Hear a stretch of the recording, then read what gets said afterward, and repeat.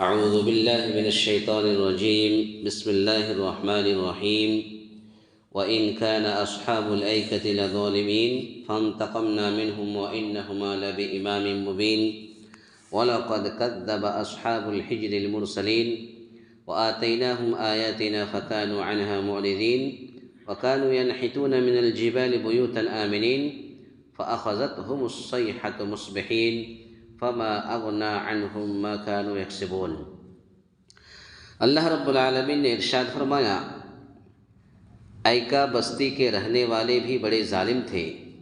فانتقمنا منہم وانہما لبإمام مبین، جن سے آخر ہم نے انتقام لے ہی لیا، یہ دونوں شہر کھلے عام راستے پر ہیں۔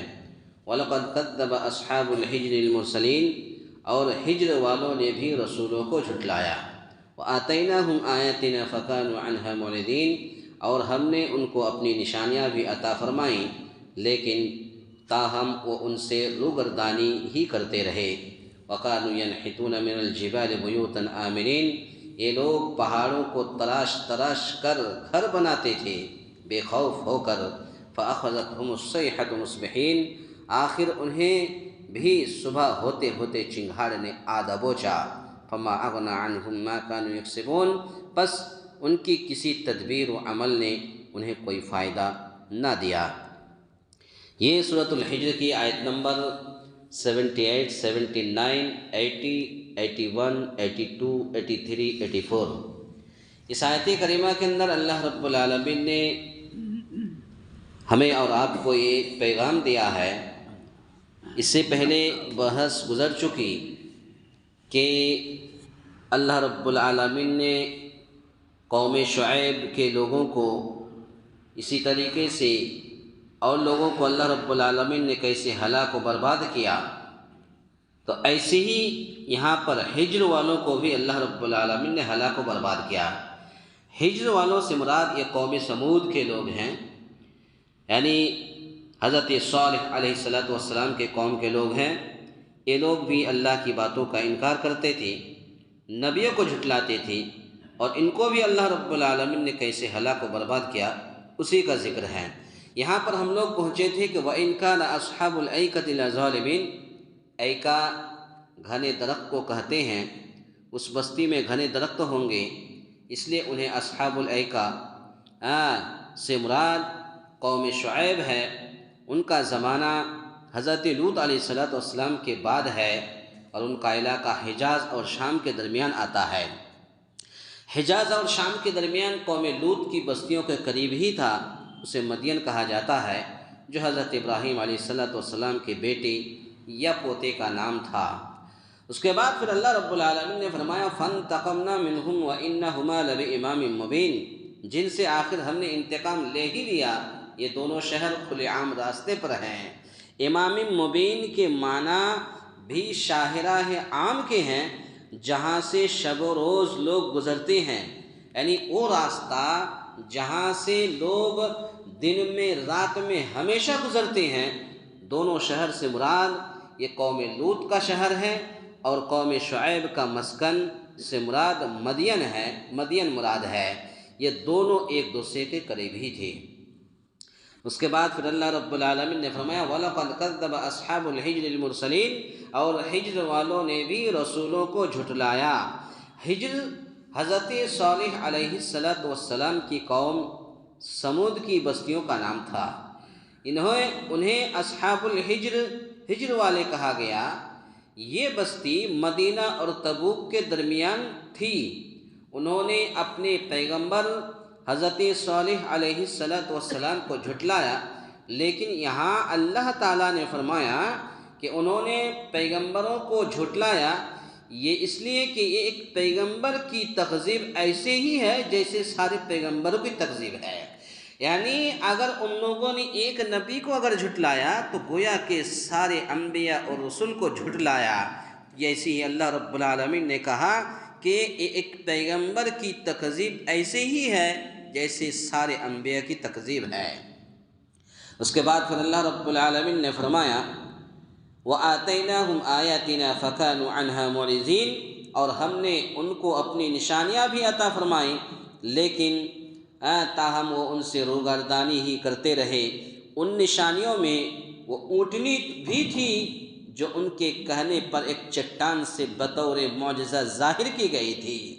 یہ صالح علیہ السلام کی قوم کے لوگوں نے کہا کہ اے صالح، اگر تو اتنا ہی سچا نبی ہے، اتنا ہی تیرے دل کے اندر اللہ کا ڈر اور خوف ہے، تو اس پہاڑ کی، اس پتھر کی چٹان سے اونٹنی نکال کر کے دکھا۔ اللہ نے سن لیا۔ صالح علیہ السلام نے دعا کیا، اور دعا آ کر کے ابھی ختم بھی نہیں کیے تھے، پتھر پھٹ گئی، اور پھر وہ پتھر کی چٹان سے اونٹنی نکل آیا۔ لیکن ظالموں نے پھر بھی نہیں مانا، ان ظالموں نے اس اونٹنی کو بھی قتل کر ڈالا۔ اس کے بعد پھر اللہ رب العالمین نے فرمایا وَكَانُوا يَنْحِتُونَ مِنَ الْجِبَالِ بُيُوتًا آمِنِينَ، یہ لوگ پہاڑوں کو تراش تراش کر گھر بناتے تھے بے خوف ہو کر، یعنی بغیر کسی خوف کے، بغیر کسی ڈر کے، اور بغیر کسی دشمنوں کے یا احتجاج کے پہاڑ تراش لیا کرتے تھے۔ یہ جنگ تبوک کا واقعہ کس سن میں پیش آیا تھا؟ یہ جنگ تبوک کا واقعہ سن 9 ہجری میں پیش آیا۔ تو 9 ہجری میں تبوک جاتے ہوئے جب رسول اکرم صلی اللہ علیہ وسلم اس بستی سے گزرے، تو آپ صلی اللہ علیہ وسلم نے سر پر کپڑا لپیٹ لیا اور اپنی سواری کو تیز کر لیا، اور صحابہ کرام سے فرمایا کہ اے صحابیوں، اس سرزمین سے جب گزرو تو روتے ہوئے اور اللہ کے عذاب سے ڈرتے ہوئے اس بستی سے گزرو۔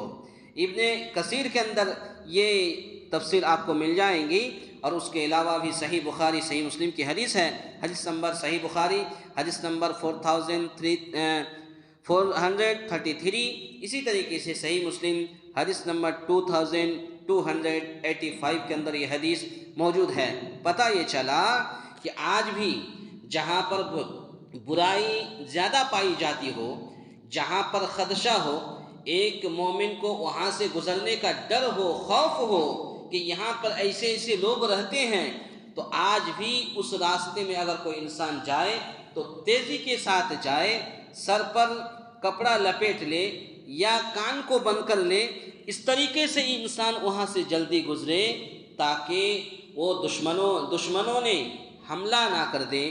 تو گویا کہ اللہ کے نبی صلی اللہ علیہ وسلم جب بھی اس راستے سے آپ صلی اللہ علیہ وسلم گزرتے تھے تو سر پر کپڑا لپیٹ لیا کرتے تھے، اور اپنی سواری کو تیز کر لیا، اور صحابہ سے کہا کہ اے صحابیوں، جب اس جگہ سے گزرو تو روتے ہوئے گزرو، اور اللہ کے عذاب سے ڈرتے ہوئے اس بستی سے گزرو۔ یہ اللہ کے نبی صلی اللہ علیہ وسلم کا پیغام تھا۔ اس کے بعد پھر اللہ رب العالمین نے فرمایا فَأَخَذَتْهُمُ الصَّيْحَةُ مُصْبِحِينَ، آخر انہیں بھی صبح ہوتے ہوتے چنگھاڑ نے آ دبوچا۔ حضرت صالح علیہ السلام نے انہیں کہا کہ 3 دن کے بعد تم پر عذاب آ جائے گا۔ حضرت صالح علیہ السلام نے اپنے قوم کے لوگوں سے کہا کہ 3 دن کے بعد تمہارے اوپر عذاب آ جائے گا، اور ایسے ہی ہوا۔ چنانچہ چوتھے دن ان پر یہ عذاب آ گیا، یہ عذاب آ گیا، اور سارے کے سارے جتنے لوگ نبیوں کو جھٹلاتے تھے، اللہ رب العالمین کا انکار کرتے تھے، اللہ رب العالمین نے سارے کے سارے لوگوں کو ہلاک و برباد کر دیا۔ پتہ یہ چلا، آج کے درس کا خلاصہ کلام یہ ہے کہ جس طریقے سے اس وقت لوگوں نے جھٹلایا اور ہلاک و برباد کیا، آج بھی اگر کوئی انسان ایسا ہے جو نبی کو جھٹلائے اور نبی ہونے کا دعویٰ کرے، اس لیے کہ آخری نبی یہی آخری نبی ہے، جناب محمد رسول اللہ صلی اللہ علیہ وسلم۔ اب اگر کوئی آخری نبی ہونے کا دعویٰ کرے تو وہ ملعون ہوگا، کذاب ہوگا، شیطان ہوگا، جھوٹا نبی ہوگا۔ یہ دین آخری دن ہے، یہ شریعت آخری شریعت ہے، یہ مذہب آخری مذہب ہے، اس کے بعد پھر کوئی دین آنے والا نہیں ہے۔ تو اسی لیے یہ نبی کریم صلی اللہ علیہ وسلم آخری نبی ہے، اور اسی نبی کی اتباع کرتے ہوئے ہمیں اور آپ کو زندگی گزارنا ہے۔ تبھی جا کر کے ہماری یہ زندگی کامیاب کی ہو سکتی ہے۔ اللہ تعالیٰ سے دعا ہے یا الہ العالمین ہم تمام مسلمانوں کو کہنے سننے سے زیادہ نیک عمل کرنے کی توفیق عطا فرمائے۔ آمین۔ اقول قولی ھذا استغفر اللہ لی ولکم ولسائر المسلمین واستغفروہ انہ ھو الغفور الرحیم۔